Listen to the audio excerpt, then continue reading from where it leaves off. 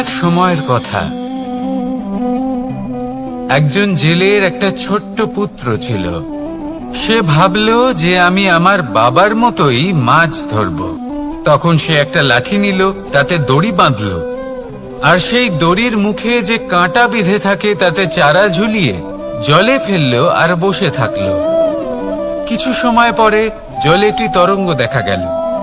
ও বুঝতে পারল খুব বড় একটা মাছ ফাঁদে পড়েছে।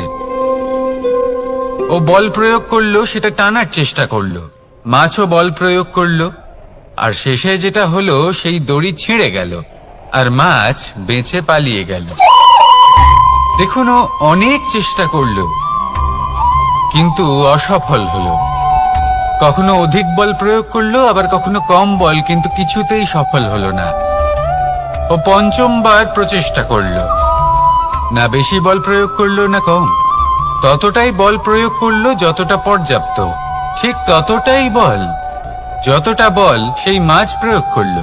আর শেষ পর্যন্ত জীবনে প্রথমবার ও মাছ ধরতে সফল হলো।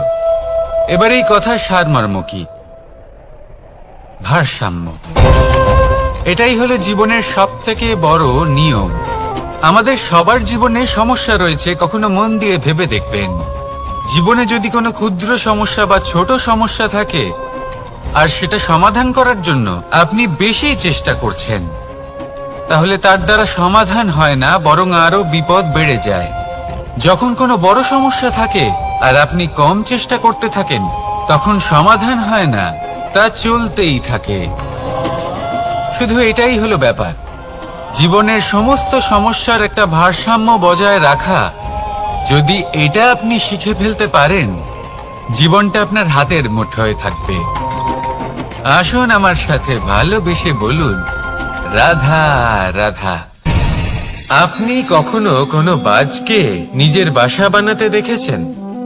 এই বাজ যখনই কোনো বাসা বানায়, তখন উঁচু গাছের ডালে বা কোনো পর্বতের শিখরে বাসা বানায়, অনেক উচ্চতায়। আর সেখানে তার সন্তানও জন্মগ্রহণ করে। যখন এই সন্তানেরা জন্মায়, তখন এই বাজ খুবই ভালোবেসে এবং খুব সাবধানে এদের পালন পোষণ করে। নিজের ঠোঁট দিয়ে তাদের ঠোঁটে খাবার পরিবেশন করে। কিন্তু যেই সেই সন্তানেরা হৃষ্টপুষ্ট হয়ে যায় এবং সেই কথা বাজ নিজে বুঝতে পেরে যায়, সেই বাজ নিজেই সেই বাসা ছিন্ন ভিন্ন করে দেয়। সেই সন্তান যাদের সবেমাত্র ডানা গজিয়েছে, কিভাবে উড়তে হয় তারা জানে না, সেই সন্তানগুলিকে উচ্চতা থেকে ঠেলে দেয়। সেই সন্তান প্রথমে ভয়ভীত হয়ে যায়।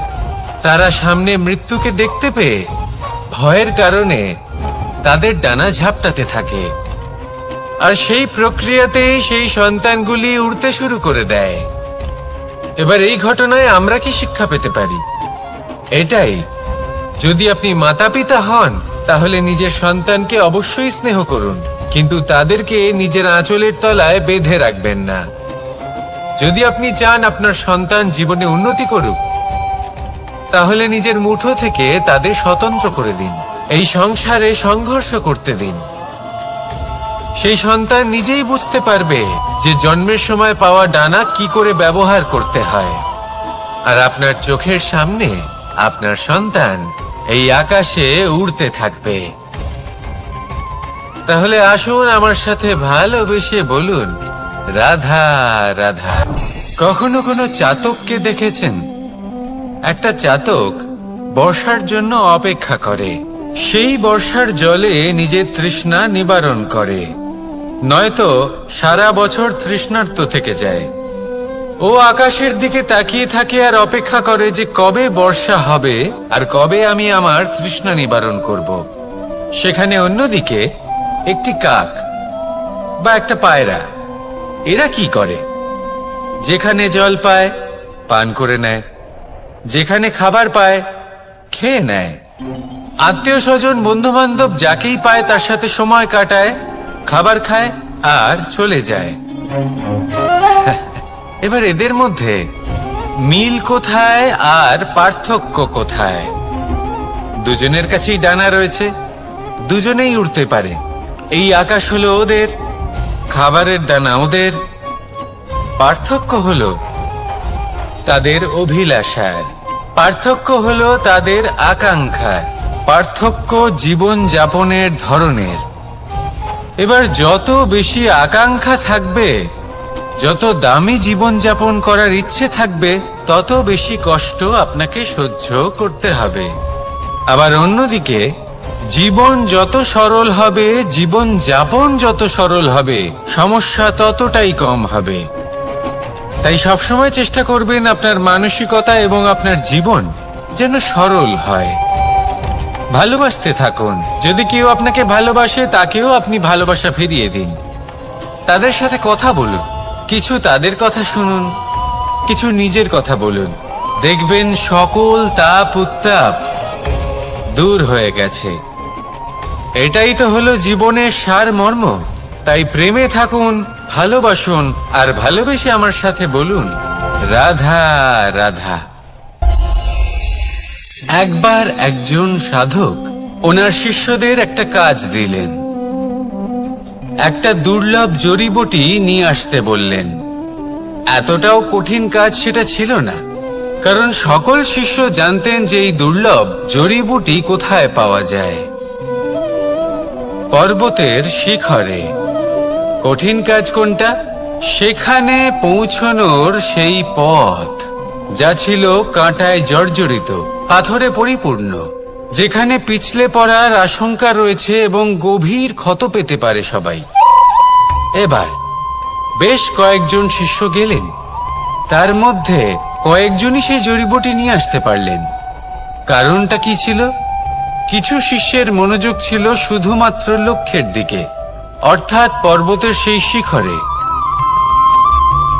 কিছু শিষ্যের মনোযোগ ছিল পথের এই সংকটগুলির ওপর। কিছুজন নিজের সমস্ত মনোযোগ, সমস্ত শক্তি কেন্দ্রীভূত করলেন শুধুমাত্র লক্ষ্যের দিকে। বাকিরা মনোনিবেশ করলেন এই সংকটের থেকে নিজেকে বাঁচাতে। কিন্তু যাদের মনোযোগ শুধু লক্ষ্যের দিকে ছিল, শুধু তারাই জড়িবুটি নিয়ে আসতে পারলেন। কারণ কি ছিল? একটা সহজ ব্যাপার যা আমাদের বুঝতে হবে। আমরা যদি লক্ষ্যে পৌঁছতে চাই, তাহলে বিপদের সম্মুখীন তো আমাদের হতেই হবে, আর কোনো বিকল্প নেই। যন্ত্রণাও হবে, পায়ে কাঁটাও হয়তো ফুটতে পারে, হয়তো পড়েও যেতে পারেন, হয়তো রক্তপাতও হতে পারে। কিন্তু তার সাথেই সাফল্য অর্জনের যে আনন্দ, সেটাও পাওয়া যায়।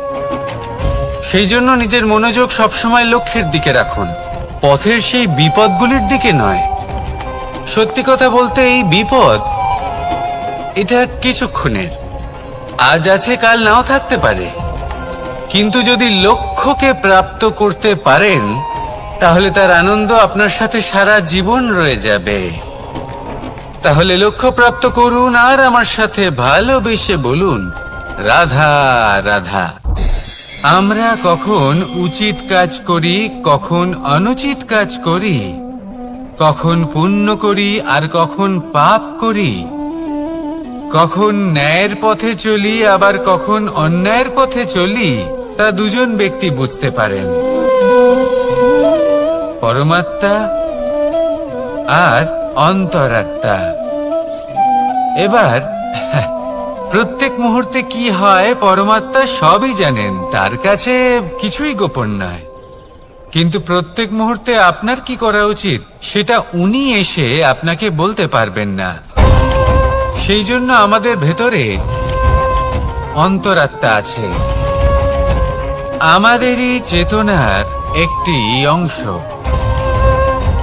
একবার চোখ বুঝে দেখুন, অন্তরাত্মার মধ্যে নিমজ্জিত হয়ে ভাবুন আর বোঝার চেষ্টা করুন। এই অন্তরাত্মা সবসময় আপনাকে শুভ কাজ করার জন্য প্রেরিত করেন আর অশুভ কাজ করা থেকে বিরত করেন। এই অন্তরাত্মার কথা মানতে থাকুন। পরমাত্মা সবসময় আপনার কাছেই পাবেন। আসুন আর আমার সাথে ভালোবেসে বলুন, রাধা রাধা। মানুষের জীবনে দুই ধরনের আবেগ থাকে যা চিরকাল তার সাথে বসবাস করে। প্রথম, স্বপ্ন। দ্বিতীয়, অজুহাত। মানুষ হাজার হাজার স্বপ্ন দেখতে পারে। আমাকে এই কাজ করতে হবে, আমাকে ওখানে ঘুরতে যেতে হবে, আমায় জীবনে এই অসম্ভব কাজ বাস্তবায়িত করে দেখাতে হবে, আদি ইত্যাদি। এবার ঠিক যেমন স্বপ্ন দেখেন সেইভাবে অজুহাতও খুঁজে নিয়ে আসেন। আমি এই স্বপ্ন পূরণ করতে পারলাম না, কারণ আমাকে কেউ সাহায্যই করল না, কারণ আমি দুর্বল হয়ে পড়েছিলাম, কারণ আমার কাছে সময়ই ছিল না, আদি ইত্যাদি। এবার সাফল্য এবং অসফলতার মাঝখানে এই ধরনের সংঘর্ষ হতে থাকে।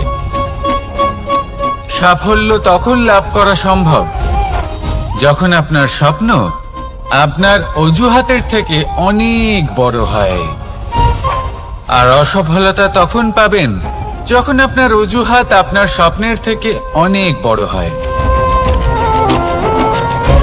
আপনি যদি সাফল্য লাভ করতে চান তাহলে চেষ্টা করতে থাকুন, পরিশ্রম করুন। যদি অসফল হন তাহলে ভয়ভীত হওয়ার কোনো প্রয়োজন নেই। নিজের ভুল বুঝুন, তাকে শুধরে নিন, আবার চেষ্টা করুন।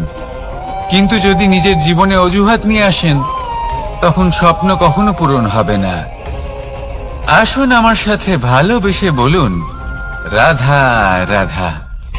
এমন কিছু রয়েছে মানুষের মনে, তাদের জীবনে এমন এক আবেগ যা সর্বজন বিদিত, যা সবাই জানেন যে উপস্থিত আছে। সেটাকে আমরা সমস্যা বলে থাকি। এমনিতে আমরা সকলেই জানি যে এমন কোনো গৃহ নেই যেখানে মৃত্যুর ছায়া পড়েনি, এমন কোনো বৃক্ষ নেই যার দ্বারা ওষুধ তৈরি সম্ভব নয়, এমন কোনো অন্ন নেই যা সময়ের সাথে বিষ বা অমৃতে পরিণত হতে পারে। এবার এই সমস্যাগুলি কোনো ব্যক্তির জন্য সমস্যা হতে পারে, কিন্তু নিজে থেকে এরা কোনো সমস্যাই নয়। এরা আসে আমাদের সাহায্য করতে, আমাদের কিছু শেখাতে। আপনি নিজেই দেখুন, পর্বতের শিখর থেকে কোনো এক পাখি পড়ে গিয়ে নিজের প্রাণ ত্যাগ করলো। সেটা কখন সম্ভব? যখন সেই পাখি ওড়ার চেষ্টাই করে না। তখন যখন কোনো ব্যক্তি জলে পড়ে যান এবং ডুবে গিয়ে নিজের প্রাণ হারান, এর সম্ভাবনা কখন বেশি থাকে? যখন সেই ব্যক্তি সাঁতার কাটার চেষ্টাই করেন না। তখন এই সমস্যা প্রত্যেকের জীবনে থাকবেই, কিন্তু এটা মনে রাখা প্রয়োজনীয় যে কোনো সমস্যা পরিস্থিতির কারণে সমস্যা হয়ে ওঠে না। এই পরিস্থিতি যখন আমাদের সামনে আসে আমাদের তা কঠিন মনে হয়, আমরা নতমস্তক হয়ে পড়ি, ভয়ভীত হয়ে পড়ি, তার সম্মুখীন হতে পারি না। তখন তা সমস্যার রূপ নেয়। দৃঢ় হয়ে দাঁড়িয়ে থাকুন সাহসের সাথে, এই পরিস্থিতিগুলির সম্মুখীন হন। দেখবেন সমস্যা কখন সাফল্যে পরিণত হবে আপনি জানতেই পারবেন না। আসুন আমার সাথে ভালোবেসে বলুন, রাধা রাধা। সময় যা সবকিছুকে সমান করে দিতে পারে, যা সব থেকে বেশি শক্তিশালী, সব থেকে বড় সম্পত্তি, সব থেকে বড় শিক্ষক এবং সব থেকে বড় সুযোগ। এই সময় যখন ভালো যায় তখন তা আপনাকে আমিত্বে মত্ত করে তোলে, অহংকারে নিমজ্জিত করে দেয়। আর যখন খারাপ হয় তখন দুঃখের সাগরে নিজের প্রতি ঘৃণাবোধে নিমজ্জিত করে। তাই এই সময় যা এত শক্তিশালী এক সম্পত্তি, এত মহান একটি ধন, তাকে এমনি এমনি নষ্ট হতে দেবেন না। এই সময়ের সাথে কি করবেন, কিভাবে করবেন তা ভাবতে গিয়ে এবং করতে গিয়ে সময় নষ্ট করবেন না। যদি আপনি এই সময় নষ্ট করেন তাহলে সময়ও নিশ্চিত করবে যে আপনার সাথে কি করা উচিত। তাই সময়ের সদ্ব্যবহার করুন আর আমার সাথে ভালোবেসে বলুন, রাধা রাধা। আমরা সকলে শক্তি অনুভব করতে চাই। এবার যদি আপনাকে জিজ্ঞেস করা হয় যে সবথেকে বেশি শক্তির অনুভব কোথা থেকে করা সম্ভব, তখন কেউ কেউ বলবেন পুষ্টিকর আহার গ্রহণ করলে, ব্যায়াম করলে, কেউ বলবেন ধন লাভ করলে, বন্ধুদের থেকে, পরিবারের থেকে, আদি ইত্যাদি। এইভাবে আপনি শক্তির অনুভব অবশ্যই করতে পারেন, কিন্তু সবথেকে বেশি শক্তির অনুভব যদি আপনি করতে চান তাহলে তা পাবেন শুধু একতার দ্বারা, সংগঠনের দ্বারা। যদি আপনাকে উদাহরণ দিই, নিজের এই হাতটাকে দেখুন, 5টা আঙুল রয়েছে। কোনো একটা বস্তুকে নিজের একটা আঙুল দ্বারা তুলে ধরার চেষ্টা করে দেখুন, বড়ই কষ্ট হবে। তখন আপনি বুঝতে পারবেন যখন এই 5টি আঙুল একত্রিত হয় তখন কোনো কাজ কতটা সহজ হতে পারে। এটাই হলো শক্তি, একতার। সবথেকে ভালো উদাহরণ যদি আপনাকে দিই তাহলে বাঁশি। এই বাঁশি থেকে অত্যন্ত মধুর সুর নির্গত হয় যা সবার মন প্রসন্ন করে দেয়। এই কথা সত্যি, কিন্তু এই বাঁশি আমি একটা বা দুটো আঙুল দিয়ে বাজাতে পারবো না। আমাকে প্রত্যেকটা আঙুল ব্যবহার করতেই হবে, তবেই এর থেকে মধুর সুর নির্গত হবে যা সকলকে প্রসন্ন করবে, ঠিক কিনা? ঠিক এইভাবেই যদি আপনি চান যে আপনার জীবনরূপী বাঁশি থেকেও মধুর সুর নির্গত হোক বা সবার মনকে প্রসন্ন করে তুলুক, তাহলে আপনাকেও জীবনে একতা নিয়ে আসতেই হবে। আপনি একাও কর্ম করতে পারেন, পথ চলতেও পারেন, সামনেও এগোতে পারেন, সাফল্যও লাভ করতে পারেন। কিন্তু যখন সকলে একসাথে এগোবেন, সেই পথে চলবেন, সেই কর্মই করবেন, তখন লক্ষ্যে অবশ্যই পৌঁছবেন, সাফল্য অবশ্যই লাভ করবেন। কিন্তু সেই সাফল্য এবং তার আনন্দর সংমিশ্রণটাই একটু অন্যরকম হবে। তাই জীবনে ঐক্যবদ্ধ হন, একসাথে মিলে এগোতে থাকুন, আর আমার সাথে ভালোবেসে বলুন, রাধা রাধা। জীবনে 2 ধরনের আবেগ রয়েছে যার কোনো মূল্য নেই। আমার কথার অর্থ এটা নয় যে এদের কোনো গুরুত্ব নেই, গুরুত্ব যথেষ্টই রয়েছে, শুধু এদের জন্য আপনাকে কোনো মূল্য দিতে হয় না। প্রথম আবেগ হলো আনন্দ, প্রসন্নতা। এটা আপনি যে কোনো জায়গায় খুঁজে পেতে পারেন যদি আপনি খুঁজে পেতে চান। আপনি কোনো পুষ্পের সৌন্দর্য দেখে প্রসন্ন হতে পারেন। বায়ুর কারণে যখন একটি বৃক্ষ শিহরিত হয় সেটা দেখে আপনি প্রসন্ন হতে পারেন। একটা ছোট্ট শিশুর কলরব শুনেও আপনি প্রসন্ন হতে পারেন। একটা ক্রন্দনরত বালককে হাসিয়ে আপনি প্রসন্ন হতে পারেন। সবকিছু আপনার উপর নির্ভরশীল। সেখানে আরেকটি আবেগ হলো দুশ্চিন্তা। মানুষ বড়ই দুশ্চিন্তা করতে থাকে। আজ আমি এই কাজ করেছি, সেই বিষয়ে চিন্তা। আজ আমি এই কাজ করতে পারিনি, সেই বিষয়ে চিন্তা। কাল আমাকে এই কাজ করতে হবে, সেই নিয়ে চিন্তা। আমি কি সেই কাজটা করতে পারবো, সেই বিষয়ে দুশ্চিন্তা। চিন্তা সর্বত্র রয়েছে, যার জন্য মূল্য দিতে হয় না। যত চান আপনি একত্রিত করতে পারেন। একটা গুরুত্বপূর্ণ কথা মনে রাখবেন, প্রসন্নতা জীবনের একটা নতুন সূত্রপাত। সেখানে দুশ্চিন্তা হলো জীবনের চিতার সমান। এবার এই দুটি আবেগ হলো মূল্যহীন, দুটোই আপনার সামনে আছে।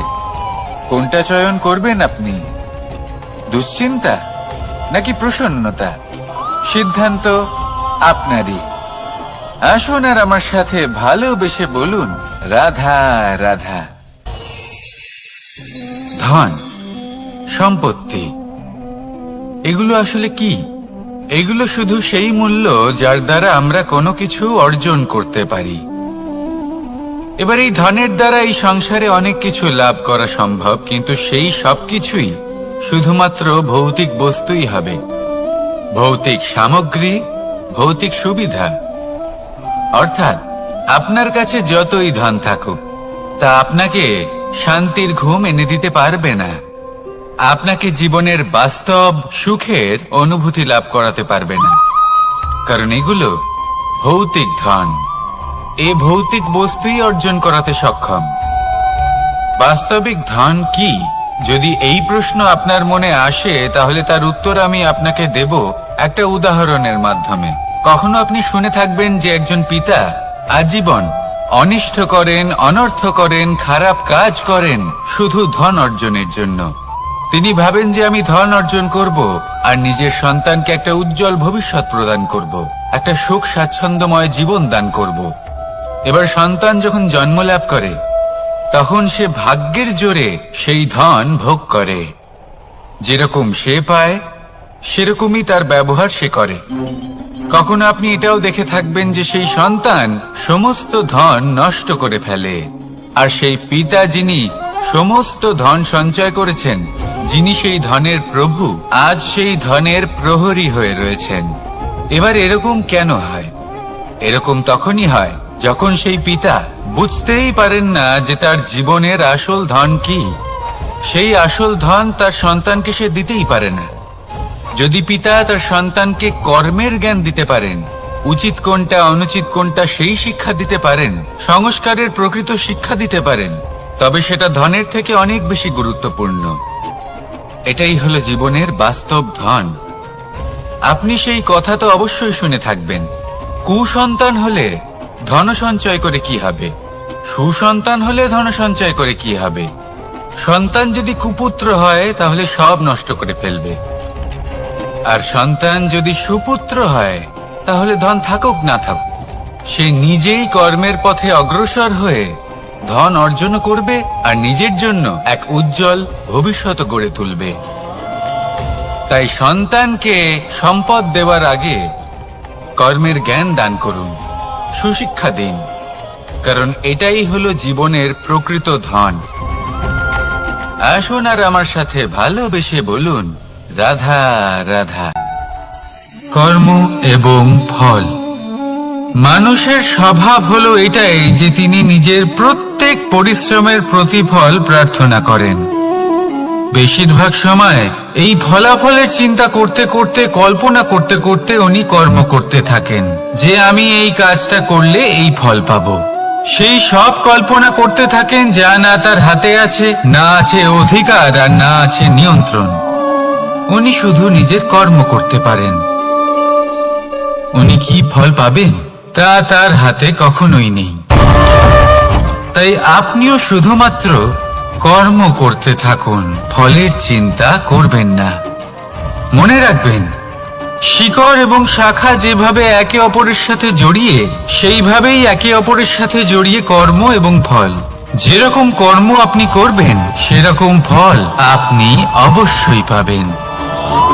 তাই এই ফলের আশায় কর্মের সময় কখনোই নষ্ট করবেন না, কারণ যে ব্যক্তি সময় নষ্ট করেন, সময় সেই ব্যক্তিকে অবশ্যই নষ্ট করে দেয়।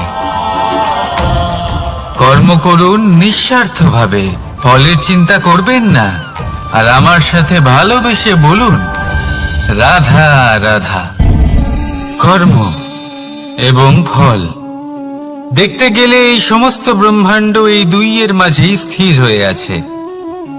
মানুষজন কর্ম করেন ভালো ফল লাভের আশায়, আর ভালো ফল লাভের আশায় উনি এটাই ভুলে যান যে উনি যে কর্ম করছেন তা কি করছেন।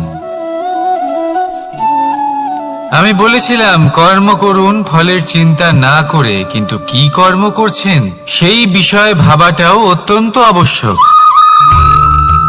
নয়তো অনেক সময় আমরা এমন কর্ম করে ফেলি যা না চাইতেও বিষে পরিণত হয়, যা হয়েছে দুঃশাসনের সাথে, দুর্যোধনের সাথে, গুরু দ্রোণের সাথে। একজনের মানসিকতা উচিত ছিল না, একজনের বিবেক উচিত ছিল না, আরেকজন যে পক্ষ নির্বাচন করেছিলেন সেই পক্ষ উচিত ছিল না।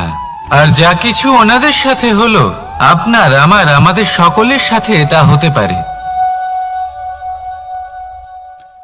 আমি বলেছিলাম কর্ম করুন, ফলের চিন্তা করবেন না, কিন্তু এই কর্মের বিষয়ে বিচার করে দেখাটাও ততটাই আবশ্যক।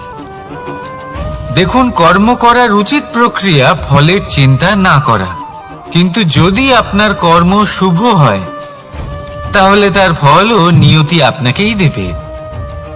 সর্বদা কর্ম করার সময় এটা ভাবুন যে আপনার এই কর্ম এই সংসারকে, এই সমাজকে, আপনার পরিবারকে, আপনার আশেপাশের মানুষজনকে কোন দিশায় নিয়ে যাবে। যদি এটা সবার জন্য মঙ্গলময় হয় তাহলে কর্ম করতে থাকুন। আর হ্যাঁ, নিশ্চিত রূপে ফলের চিন্তা করবেন না। আসুন আমার সাথে ভালোবেসে বলুন, রাধা রাধা। বটবৃক্ষের বীজ সর্ষের দানার থেকেও ছোট হয়, কিন্তু যখন তা নিজের রূপ ধারণ করে তখন তা বিশাল বৃক্ষের আকার ধারণ করে, যা সহস্র বছর ধরে বেঁচে থাকে, ছায়া প্রদান করে, পাখিদের আশ্রয় প্রদান করে, আর দেয় পথচারীদের বিশ্রাম করার স্থান। কেন? কারণ সেই ছোট বীজ তা মাটির ভেতরে গিয়ে নিজের খোলস ত্যাগ করে।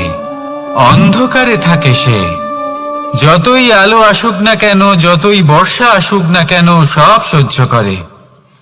আর তারপরে একটা চারা গাছ অঙ্কুরিত হয়, তারপর ধীর গতিতে একটা বিশাল বৃক্ষতে পরিণত হয়। দেখুন, জীবনে কঠিন সময় আসে, এই জন্য নয় যে আপনি হার মেনে নেবেন, এই জন্য আসে যাতে আপনি ভবিষ্যৎ নির্মাণের জন্য নিজেকে তৈরি করতে পারেন। যদি কঠিন সময়ে আপনি ওই বীজের মতো দৃঢ় হয়ে থাকতে পারেন, তাহলে আপনিও একদিন সেই বিশাল বৃক্ষের মতো নিজের অস্তিত্ব গড়ে তুলতে পারবেন, যা সহস্র বছর পর্যন্ত মনে রাখা হবে। আসুন আমার সাথে ভালোবেসে বলুন, রাধা রাধা। এই ব্রহ্মাণ্ড কত বৃহৎ, তাই না? যার সম্মুখে এই পৃথিবীকেও একটা বিন্দুর মতো মনে হয়। আর এই পৃথিবীতে আমরা কে হই, আমাদের আকার কি রকম, আমাদের অস্তিত্বই বা কি? যখন আমরা এভাবে ভাবি তখন মনে হয় আমরা কিছুই নই। তা আমরা যখন কিছুই নই, তাহলে আমরা এত চিন্তা করি কেন? কি ভেবে ভয় পাই? কাকেই বা এত ভয় পাই? কে আমাদের মারতে পারে আর কেই বা আমাদের জন্ম দেবে? আত্মার আসলে না কখনো জন্ম হয় আর না কখনো মৃত্যু। আত্মা শুধুই শরীর বদল করে। আপনি, আমি, আমরা সকলে এই শরীর নয়, আমরা হলাম আত্মা, যা হলো পরম আত্মার পরম অঙ্গ। সেই জন্য মনে রাখবেন, বাইরের কোথাও দেখবেন না, নিজের অন্তরের গভীরে গিয়ে দেখুন, আত্মাকে উপলব্ধি করতে শিখুন। ক্লেশ, ভয়, চিন্তা, এই সব কিছুর থেকে নিজেকে দূরে রাখুন, তাহলেই উপলব্ধি করতে পারবেন পরমাত্মা কে। তাহলে আসুন আমার সাথে ভালোবেসে বলুন, রাধা রাধা। পরিবর্তন এই সংসারের শাশ্বত নিয়ম। কোন রাজা নেই যিনি চিরকাল রাজা থাকেন, কোন ধনী ব্যক্তি নেই যিনি চিরকাল ধনী থাকবেন। এই সংসারে সূর্যের স্থান নেওয়ার জন্য চন্দ্রিমার আগমন ঘটে। কোন স্থান যাকে পতিত বলা হয়েছিল, সেখানে মহল তৈরি হয়েছে। কোন স্থান যাকে আজ মলিন বলা হয়েছে, কাল সেখানে মন্দিরও স্থাপন হতে পারে। কোন ঋতু চিরকালের জন্য থাকে না, কখনো সময় চিরকাল একরকম থাকে না। আজ যা আপনার কাছে রয়েছে, কাল অন্য কারোর ছিল। আজ যে আপনার কাছে রয়েছে, কাল তা অন্য কারোর কাছে চলে যাবে। আপনার সাথে কিছু থাকলে তা হলো আপনার কর্ম, কিন্তু সেই কর্মের পরিণামও আপনার নয়। আপনি শুধু কর্ম করুন, বাকি সবকিছুই পরিবর্তনশীল। কিন্তু সেই পরিবর্তনকে দেখে ভয় পাওয়ার প্রয়োজন নেই, তাকে স্বাগত জানান।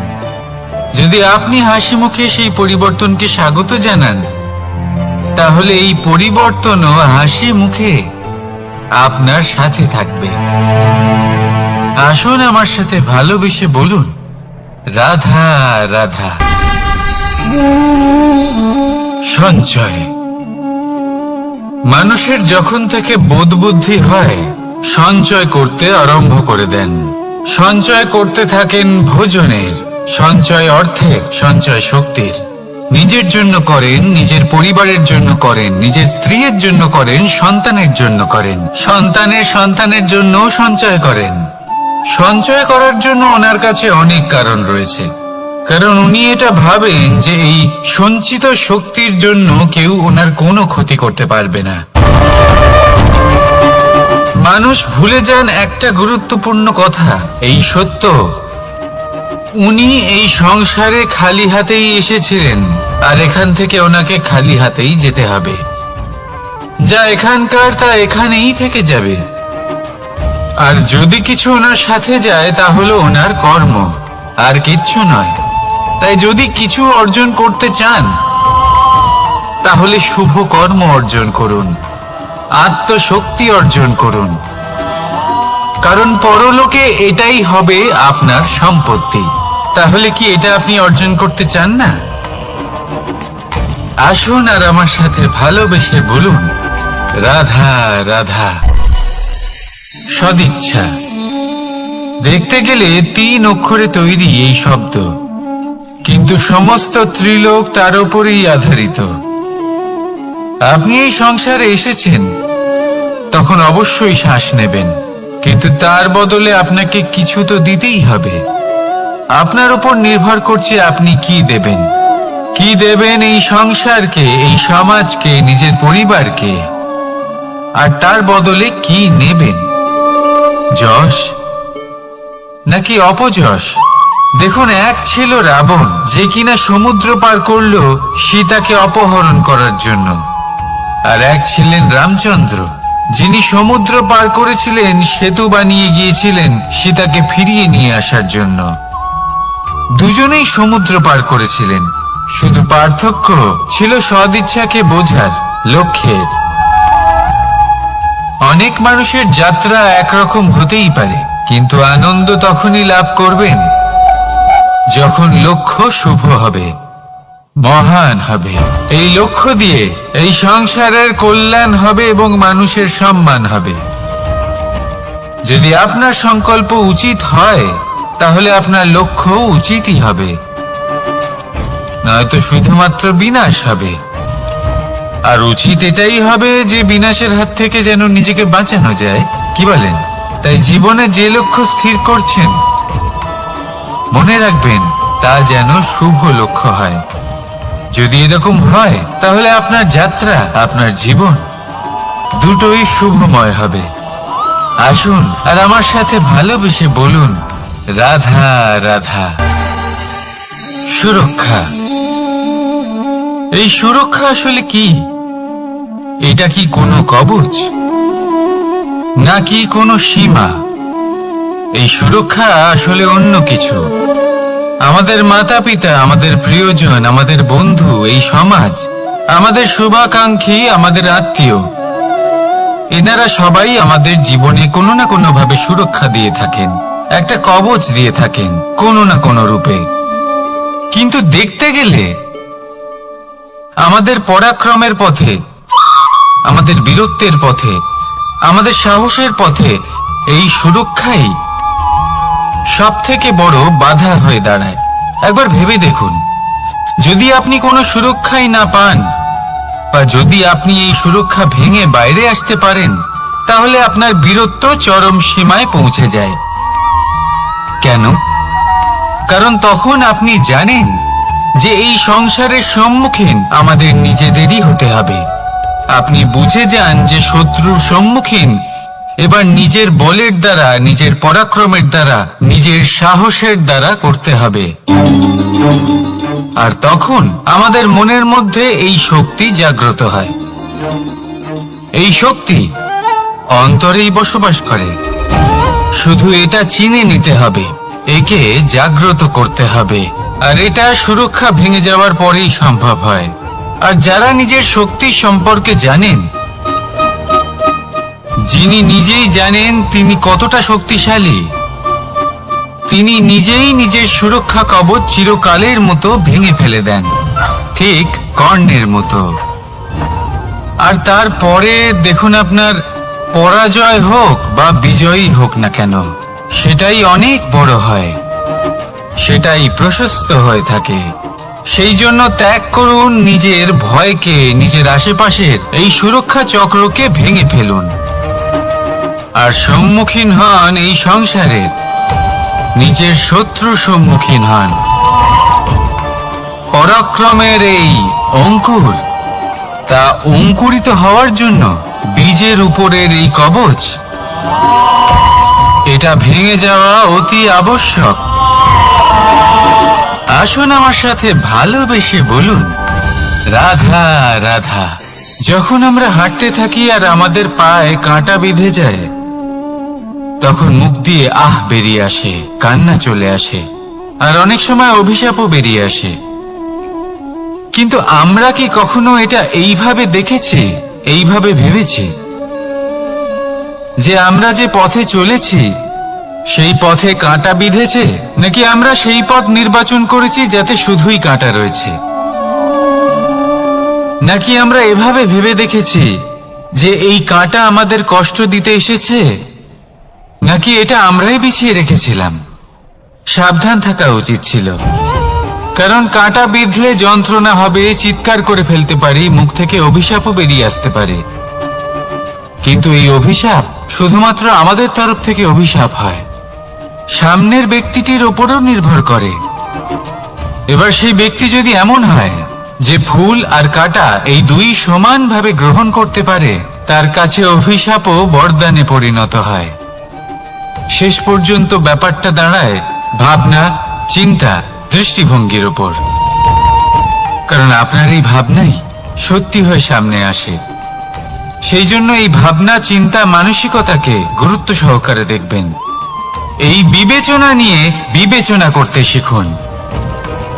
আমার কথার অর্থ হলো যে জীবনে যখন এরকম কিছু একটা ঘটবে, তখন ভেবে দেখুন যে এরকম কেন হলো। আপনি কি এমন কোনো কর্ম করেছিলেন যার কর্মফল এটা? এমন কোনো কাজ যা অনুচিত ছিল, অসত্য ছিল, যা অভদ্রতার কারণ ছিল? ভেবে দেখা প্রয়োজন। দেখুন, ইচ্ছে হলো আপনার যে আপনি কি করতে চান, ভাবনা আপনার, সত্য আপনার, জীবন আপনার, সিদ্ধান্ত আপনার। আসুন আর আমার সাথে ভালোবেসে বলুন, রাধা রাধা। সময়, এই সময় আসলে কি? এই সময় একটা সরল রেখা তো কখনোই নয়। সময় হলো একটা চক্র, যেখানে এর আদি সেখানেই হলো এর অন্ত, আর যেখানে তা শেষ হয় সেখান থেকেই তার শুরু হয়। এই সময় একটা অত্যন্ত বিচিত্র চিন্তা, বিচিত্র ভাবনা, একটা বিচিত্র বস্তু যা কেউ বুঝতে পারেন না। এই সময়ের লীলা, এর কোনো প্রমাণ নেই, কোনো জ্ঞান নেই, কোনো পরিমাপ নেই। শুধু এটুকু আমরা জানতে পারি, যেখানে শেষ হবে সেখান থেকে একটা নতুন সূচনাও হবে। যা আজ আপনার কাছে আছে, কাল অন্য কারোর কাছে যাবে, তারপরে তার কাছ থেকেও অন্য কারোর কাছে যাবে, তারপরে তার থেকেও ছিনিয়ে নেওয়া হবে।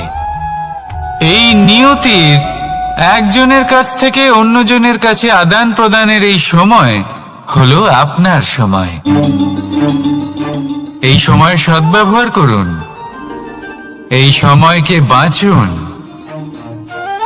আপনাকে শুধু এটাই সুনিশ্চিত করতে হবে যে আপনি কোন পক্ষে আছেন। আর সত্যি বলতে কি, আপনার জীবনের পরিণাম নির্ভর করে আপনার নির্বাচনের ওপর। আপনি কোন পক্ষ নির্বাচন করছেন। তাহলে মনে রাখবেন, জীবনে সেই পক্ষই নির্বাচন করবেন যা চয়ন করার পরে আপনি সুখ অনুভব করবেন, আপনি সন্তোষ লাভ করবেন, প্রসন্নতা লাভ করবেন। আর আমি এটাই সুনিশ্চিত করব যে এই পক্ষ যেন শান্তির পক্ষ হয়, এই পক্ষই যেন প্রেমের পক্ষ হয়। তাহলে চিন্তা করবেন না, আর আসুন আমার সাথে ভালোবেসে বলুন, রাধা রাধা।